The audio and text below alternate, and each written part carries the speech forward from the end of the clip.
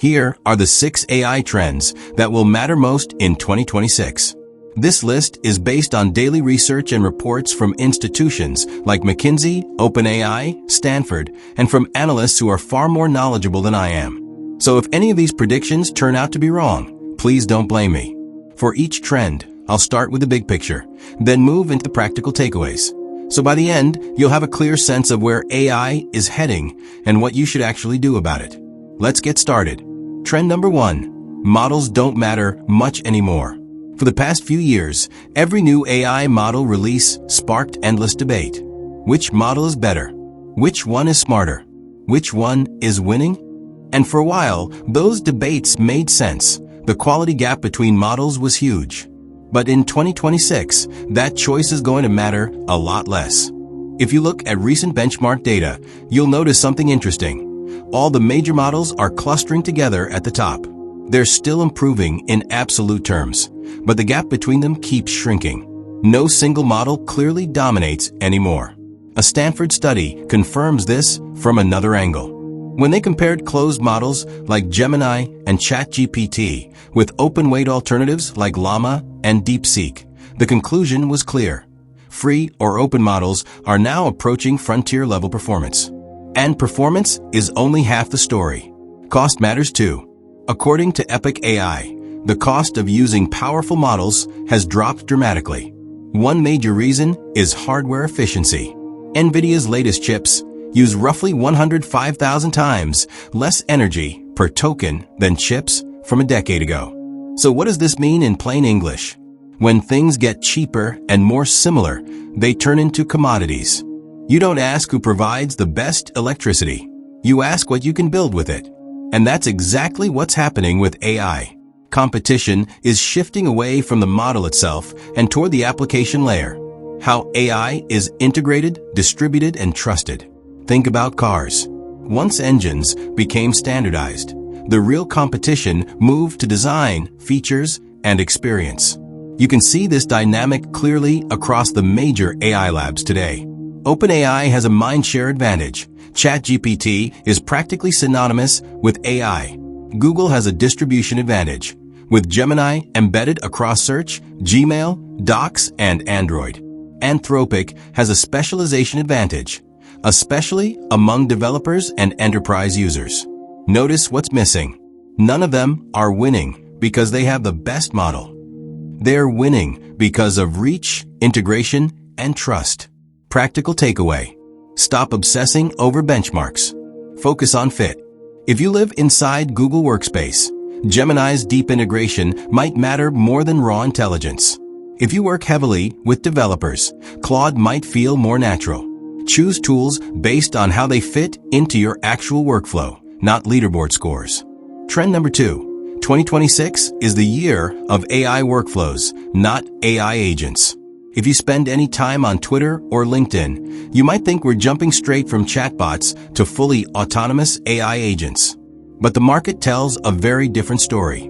According to McKinsey, fewer than 10% of organizations report successfully scaling true autonomous agents in any business function. Meanwhile, OpenAI's enterprise data shows that over 20% of AI usage already happens through workflow-specific tools. Things like custom GPTs, projects, and structured pipelines. That gap tells you everything you need to know. The value right now is in workflows, not autonomy. And we're seeing real-world proof across industries. A pharmaceutical company redesigned their clinical study workflow. AI analyzed raw clinical data while humans focused on validation, resulting in 60% less prep time and 50% fewer errors. A utility company reworked their call center. AI handled authentication and routine questions, cutting cost per call by 50% while actually increasing customer satisfaction. A bank redesigned its code migration process. AI scanned legacy code and generated modern versions for developers to review, cutting human effort in half. As Andrej Karpathy put it perfectly, calling everything an agent creates unrealistic expectations. Fully autonomous AI still faces massive hurdles, especially around reliability and data security. We're not in the year of agents. We're in the decade of agents. Right now, The sweet spot is what you might call agent light. Structured workflows where AI handles predictable steps and humans stay in control of judgment. McKinsey estimates that workflow redesign alone could unlock nearly $3 trillion in economic value by 2030. And more importantly, companies that master workflows now will adopt true agents much faster when they finally arrive. Practical takeaway: turn your best prompts into repeatable workflows. Pick one recurring deliverable, a report, an analysis, a presentation. Break it into steps. Let AI handle the predictable parts. You handle the final decisions. That structure is what creates reliability. Trend number 3, the end of the technical divide. When I worked at Google, non-technical teams constantly depended on specialists for things like dashboards, scripts, and automation. And somehow, those requests always got deprioritized. But in 2026, that dependency is fading fast. According to OpenAI, 75% of enterprise users report using AI to complete tasks they literally could not do before, not just doing old tasks faster, but doing entirely new things. Coding-related messages from non-technical employees grew 36% in just 6 months. Salespeople are writing scripts. Marketers are automating spreadsheets. Operations managers are building internal tools. MIT research confirms this trend. AI acts as a skill equalizer, disproportionately helping less technical workers close the performance gap with experts. Here's the uncomfortable truth. If your value is purely technical, you are the dashboard person. Your advantage is shrinking. But if you deeply understand customers, operations, or strategy, this is the biggest opportunity of your career. The technical barrier between insight and execution is disappearing. Practical takeaway: attempt one impossible task this month. Pick something you normally outsource, building a dashboard, cleaning messy data, automating a report, and try doing it yourself with AI. You'll be shocked by what you can now do solo. Trend number 4, from prompting to context. For years, we obsessed over prompting. And yes, wording still matters. But in 2026, models are good enough to understand vague instructions. Their real weakness is something else entirely: context. AI knows Shakespeare. It knows Python. It knows the entire public internet. But it knows nothing about your Q3 goals, your brand guidelines, or that email your boss sent yesterday. It's like having a brilliant employee who isn't allowed to see company files. That's why the real competition right now is about who owns your context. Google, Microsoft, and others are racing to embed AI into productivity suites, because whoever holds your emails, docs, and calendar controls the experience. This also explains platform lock-in. The more context you build in one ecosystem, the harder it becomes to leave. 2 practical takeaways. First, file organization is no longer optional. If your files are scattered and unnamed, AI can't help you. Second, audit where your information lives. If your resume is in Google Drive, but your interview notes are in Notion, neither AI can help you properly. Prompting still matters, but context matters more.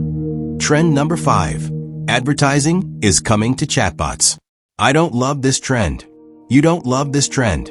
But it's happening. Ads are coming to ChatGPT in 2026. And instead of debating whether it should happen, we should talk about what it means. Without ads, the best AI stays locked behind expensive subscriptions, creating a world where only the wealthy get access to powerful tools. Ads enable free access. Think of YouTube. Without ads, only paying users would see top creators. The key question isn't whether ads exist, it's how they appear. Most likely, they won't be embedded into answers. That would destroy trust. Instead, they'll look more like passive banners, separate from the conversation. Not ideal, but necessary. Trend number 6, from chatbots to robots. So far, we've talked about AI as software. But in 2026, that software increasingly shows up in the physical world. Waymo has logged over 100 million autonomous miles, with 96% fewer crashes than human drivers.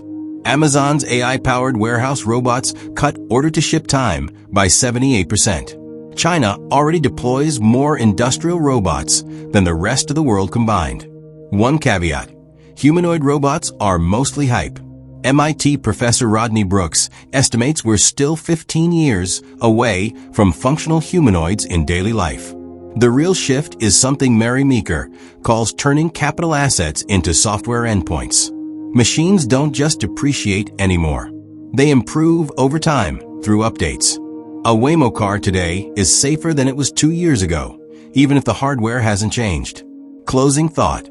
While headlines focus on white-collar disruption, this trend suggests blue-collar work will also change, just more slowly. And I want to end with something Ethan Mollick from Wharton said that I truly believe. Right now, we're in a rare moment where expertise is being reset. Because things are messy and undefined. No one knows everything yet. You don't need a perfect plan. You just need to learn faster than the person next to you. That's how you win in 2026. Drop your thoughts in the comments. Check out my next video on Google Gemini. And, as always, have a great one.